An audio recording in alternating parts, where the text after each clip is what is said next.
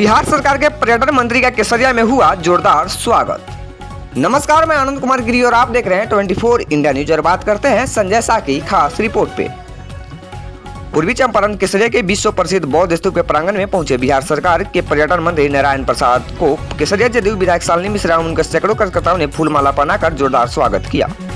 वहीं पर्यटन मंत्री ने कहा कि विश्व प्रसिद्ध स्तूप के समीप होटल, रेस्टोरेंट एवं पार्किंग स्थल और बौद्ध भिक्षुकों को रहने की व्यवस्था पूर्ण रूप से किया जाए। पर्यटन मंत्री ने यह भी कहा कि कैफेटेरिया बनकर तैयार है, उसके बावजूद भी रास्ता नहीं होने के कारण काफी बौद्ध भिक्षुकों को दिक्कत उठानी पड़ती थी, जिसे लेकर उन्होंने केसरिया बीडीओ एवं डीएसएलआर को निर्देश दिया कि भूमि अधिग्रहण पर जल्द से जल्द सड़क का निर्माण करें। और मंत्री जी के पूछे जाने पे अंजला अधिकारी अनुपस्थिति पाए गए, जिसको लेकर बिहार सरकार के पर्यटन मंत्री ने थोड़ी देर के लिए गुस्साए। तो वहीं पत्रकारों के पूछे जाने पर पर्यटन मंत्री ने बताया कि पुरातत्व विभाग को सौंदर्यीकरण के लिए पत्र लिखा गया है।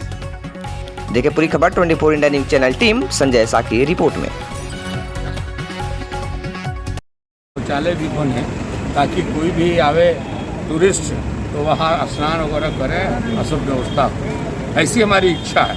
और सरकार ने हमारी इच्छा को और गति दिया है कि नेशनल हाईवे जो आपको दीघा पुल से होते हुए आपका ये वैशाली जो जगह बरुआ होते हुए आपको ये साहेबगंज होते हुए केसरिया को जोड़कर और रास्ते तक ले जा रही है रोड।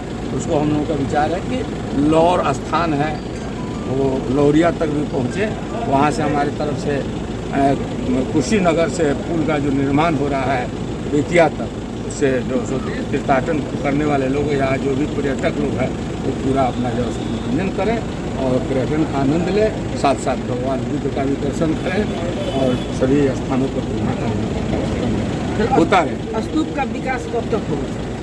देखिए ये पुरातत्व विभाग की चीज़ हो गया है, सरकार ने इसको खुदाई 1 इंच भी हम नहीं कर सकते हैं जब तक पुरातत्व विभाग हमको आदेश नहीं देगा। लेकिन हम लोग का प्रयास होगा कि जितना जल्दी हो सके उसको करें। नारायण प्रसाद जिंदाबाद।